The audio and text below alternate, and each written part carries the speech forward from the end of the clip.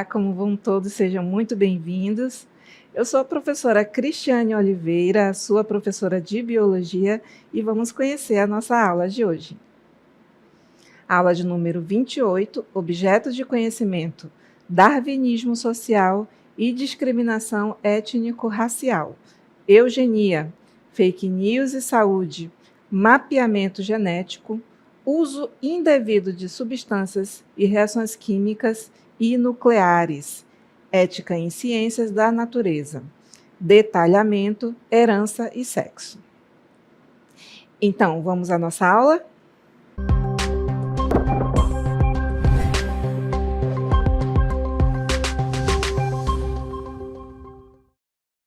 Olá, querido estudante, convido aí a participar de uma aula bem interessante falando sobre hereditariedade relacionada ao sexo, né? Sexo no sentido de gêneros, tá bom?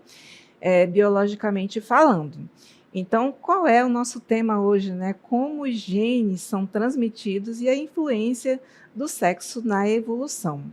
Então, a relação entre herança genética e sexo, ela é um dos pilares da biologia evolutiva, influenciando desde a diversidade genética até a seleção sexual.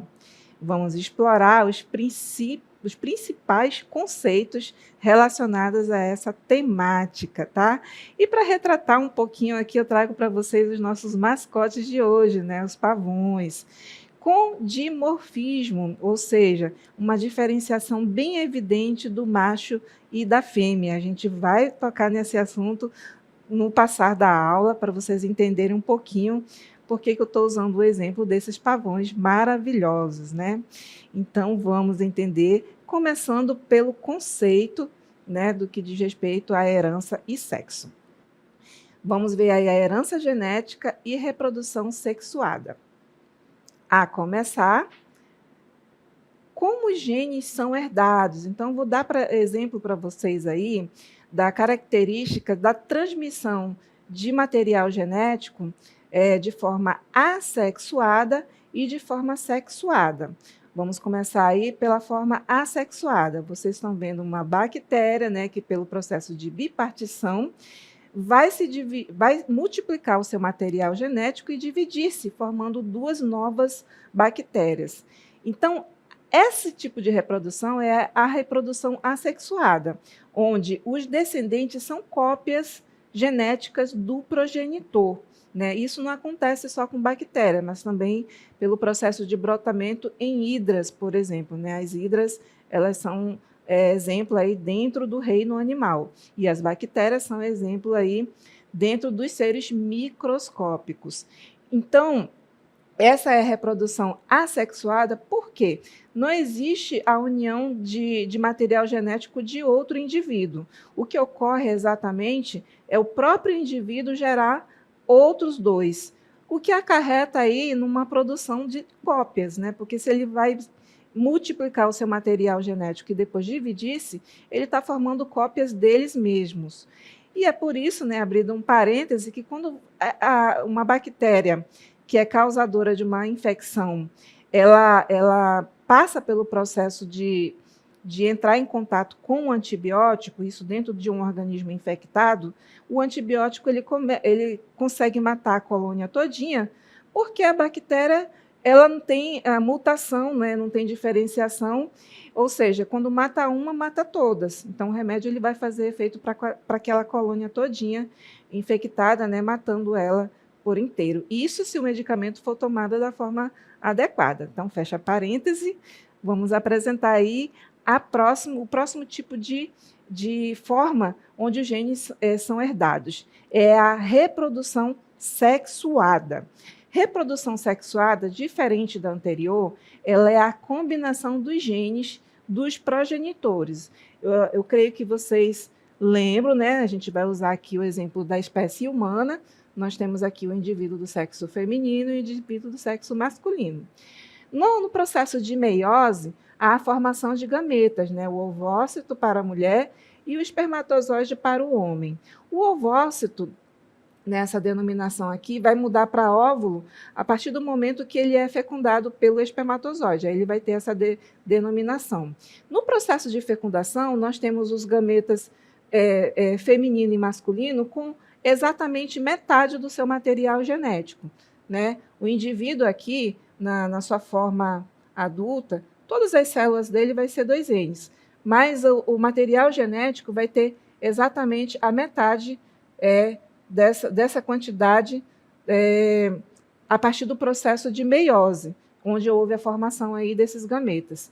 E quando eles se unem, eles vão formar o primeiro ovo ou zigoto, né, que vai ter, deixa eu ver aqui, vai ter aí a quantidade de material 2N. Exatamente.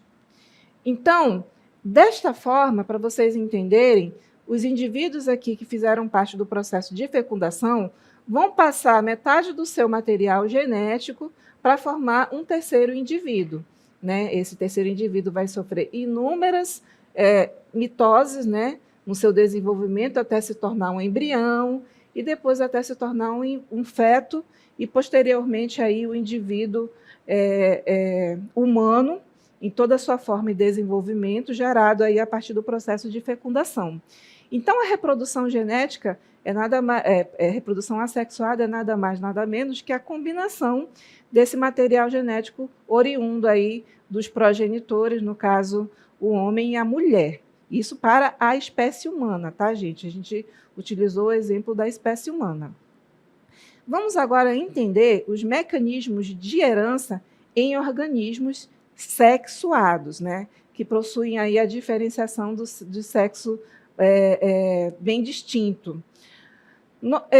A partir do processo do entendimento das leis de Mendel, nós sabemos que houve aí dentro das leis postuladas a segregação independente dos alelos, né, durante a formação dos gametas. Mendel ele usou aí como exemplo o estudo de plantas. Só por curiosidade, a planta também tem essa diferenciação sexual, né, que define aí, por exemplo, a planta macho e a planta fêmea. Às vezes acontece da planta ter o aparelho reprodutor nela mesma. Às vezes acontece de indivíduos diferentes terem cada um aparelho reprodutor, que tem uma outra denominação, não é o nosso caso agora. Para que vocês entendam quando Mendel estudou essa questão da formação de gametas, ele estudou em plantas, tá? Isso acontece também com plantas, a formação desses gametas. E nessa questão aí de Mendel, ele explica direitinho, né, dentro da linguagem, mesmo limitada no período que ele começou a estudar aí as ervilhas, ele explica que no processo aí da segregação dos alelos, da divisão dos alelos, ocorre aí a divisão da metade do material genético que depois vai se unir para formar um terceiro indivíduo. Então, Mendel ele dá essa contribuição aí para o nosso entendimento sobre os mecanismos da herança genética relacionada aí aos organismos sexuados. Mas vamos para um outro mecanismo, né, os cromossomos sexuais. Então, em mamíferos, né, por exemplo, as fêmeas têm um cromossomo, no geral, XX, e os homens XY. Eu estou dando o exemplo aí, mais uma vez, da espécie humana. O sexo ele é determinado pelo pai, né, que pode doar tanto o X quanto o Y. O que é isso, professora? A mãe ela só vai conseguir produzir, né, no processo da gametogênese, né, na formação do ovócito, um material sexuado, o DNA, o cromossomo, né, que vai fazer a identificação do sexo, X.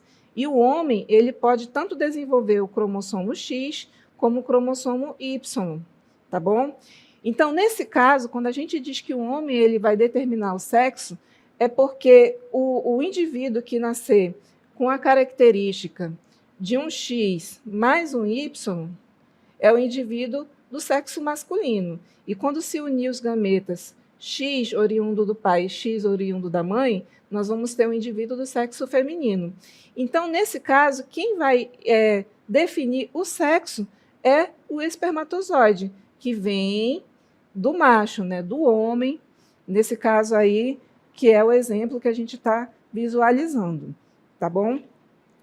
Então, essa aí é a herança ligada aos cromossomos sexuais, né? Os cromossomos sexuais, eles são X e Y. Vamos agora para um outro mecanismo, que é a herança ligada ao sexo. Então, genes localizados no cromossomo X, por exemplo, têm padrões de herança específicos, e às vezes eles causam aí umas certas condições, como, por exemplo, o daltonismo.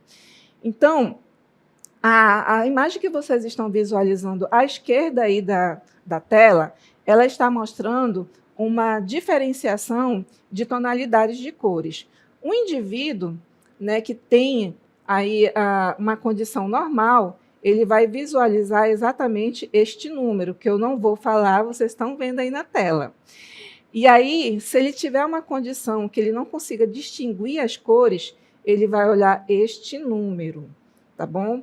Então, aí é uma espécie de teste, essa imagem que vocês estão vendo aí, para caracterizar a diferenciação de uma pessoa que tem uma condição normal e a condição que não é normal. Nesse caso aí, eu estou falando de pessoas que têm daltonismo. Então, por que essa herança é ligada ao cromossomo X? Porque é uma condição em que o X, quando ele tem como é que eu posso dizer? O alelo com a condição dominante, ele vai ser representado pelo Dzão, né? E quando ele tiver a condição do alelo portador, ele vai ser o Dzinho, né, de daltonismo. Então, como a mulher ela tem, dentro da sua formação aí da sexualidade, X e X, ela pode até ter um alelo com recessividade, mas ela só vai apresentar a condição de daltonismo se ela tiver os dois alelos recessivos, né, oriundos tanto do pai quanto da mãe. Já um homem, né, ou ele é saudável ou ele tem a condição. Ele não vai ter a condição de portador, ele vai ter a condição do daltonismo mesmo. Então,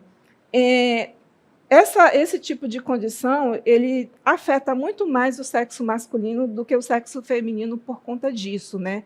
A mulher, às vezes, ela pode apresentar essa característica de ter o alelo recessivo, mas ele não expressa porque ela tem o alelo dominante no outro X. Já o homem não, como ele tem só um X e um Y, ou esse X vai ser dominante, ou seja, não vai apresentar a característica do daltonismo, ou ele vai ser recessivo, e nesse caso o homem ele vai ter o daltonismo, tá bom?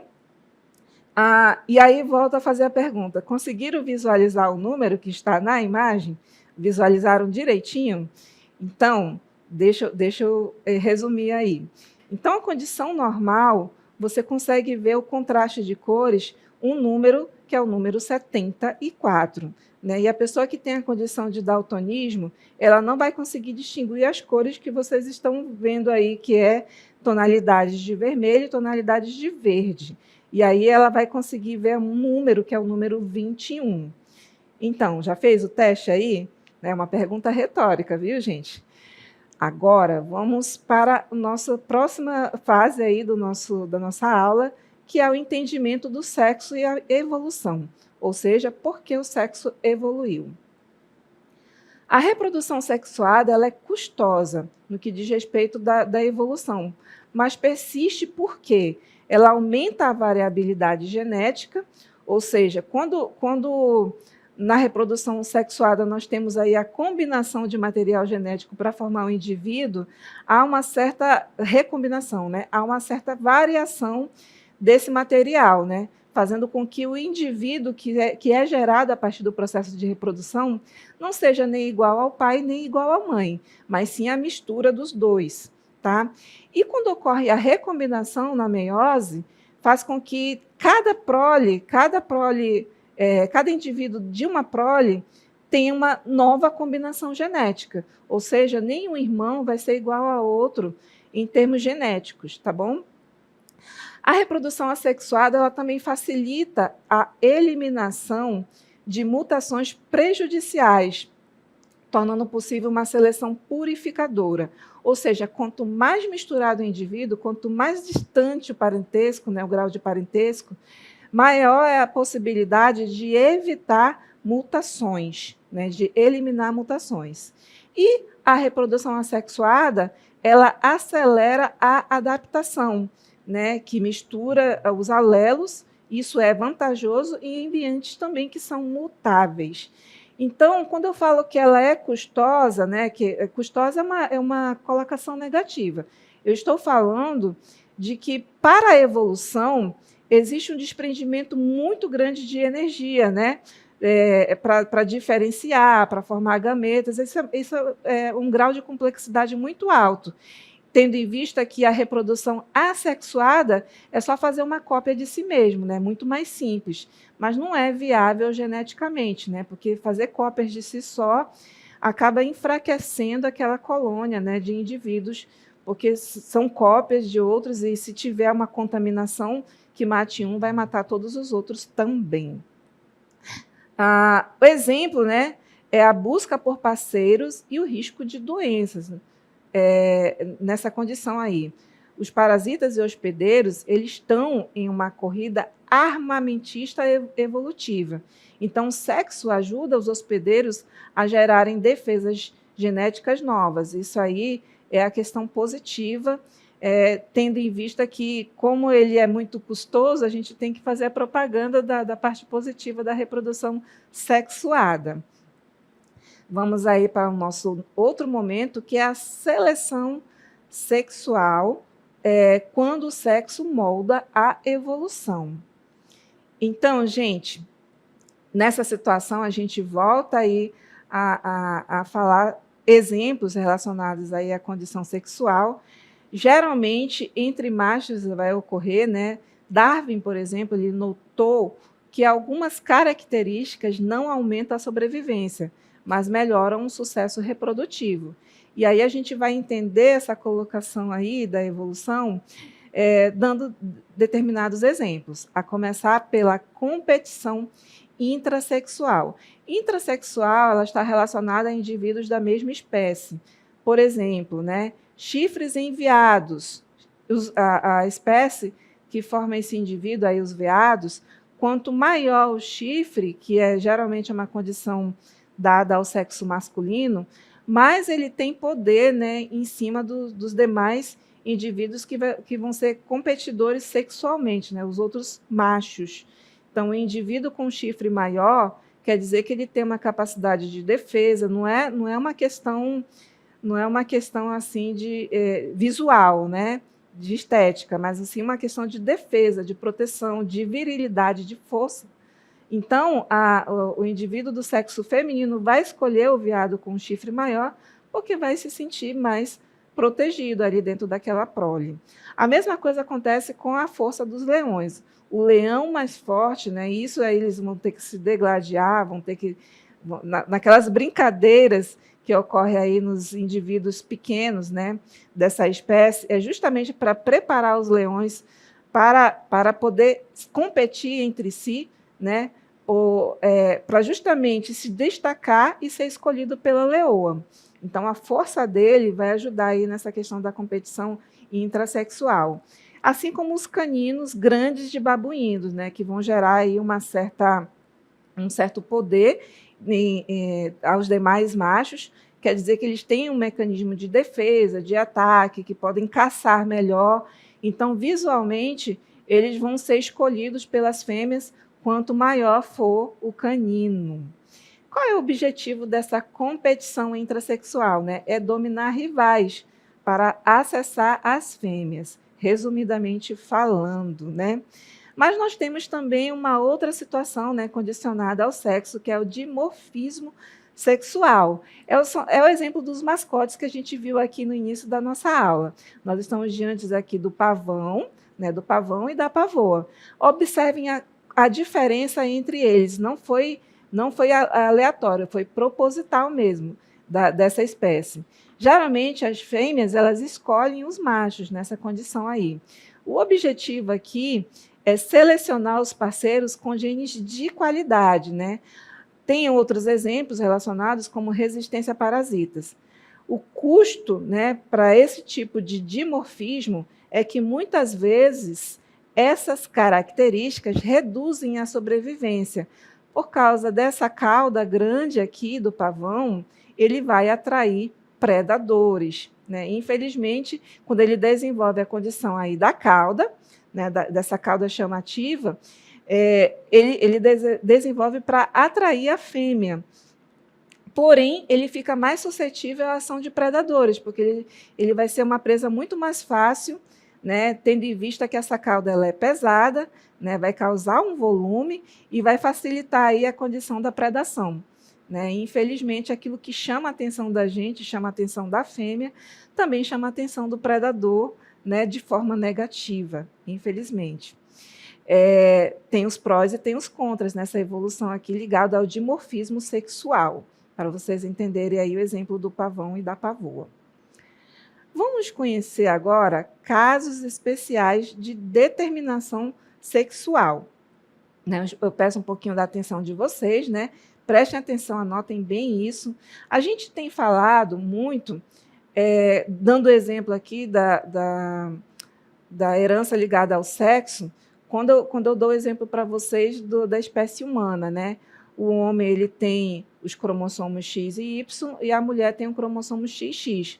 Mas nem todo o reino animal ele vai ter essa representação desse cromossomo. Então, a gente vai para alguns casos especiais para vocês entenderem como acontece na natureza.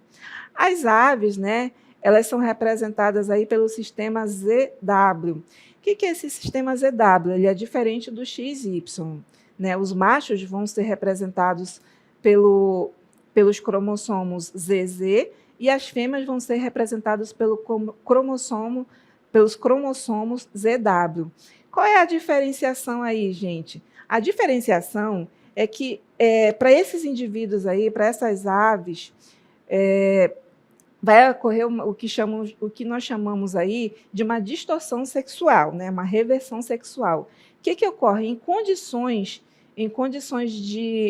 de, vamos dizer assim, de estresse, né? A ave fêmea, por exemplo, ela vai desenvolver gônadas masculinas, né? Ela vai trocar o sexo dela.